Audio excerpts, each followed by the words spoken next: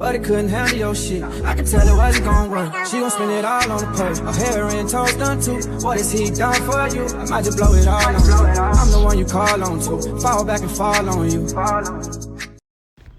Hey y'all, welcome back to my channel. Today I'm showing y'all how I make my fried cabbage. Now off camera I already shredded my lettuce, diced my sausages, and also sliced my bell peppers, and those the seasonings I'm gonna use. So we're going to start out putting the olive oil in our skillet, and we're going to get that hot. We're also going to add minced garlic, because you know I love the garlic flavor. It just gives your food a whole nother taste.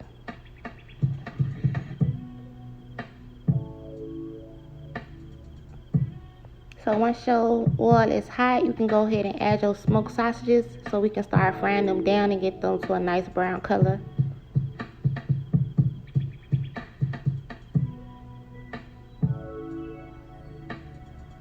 And make sure you get your sausages covered with olive oil so they can start cooking.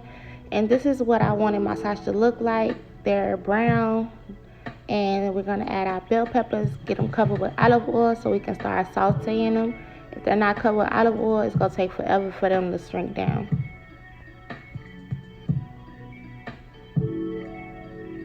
Alright, now that I got my sausages done and also my bell peppers, I didn't cook my bell peppers down too much because I like a crunch.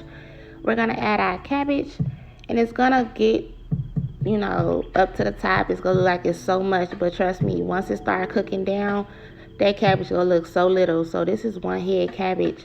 So if you have a bigger family, I suggest you get two. And if you don't have a bigger pan, just use two. But we're adding our seasonings. I like to add a little Creole for a little spice.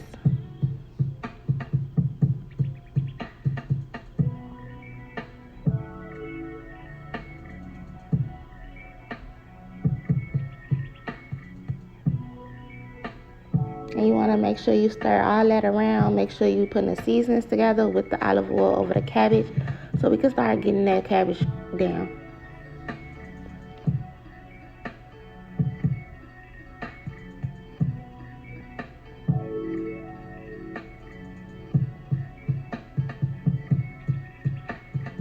So it took about 20 to 30 minutes to get the cabbage to look like this. This is exactly how I want my cabbage to be.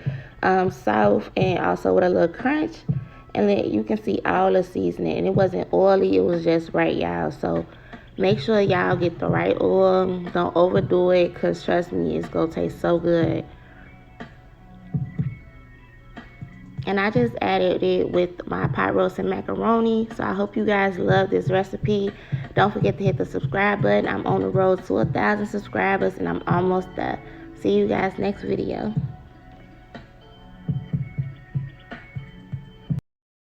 Fall back and fall on, run with it.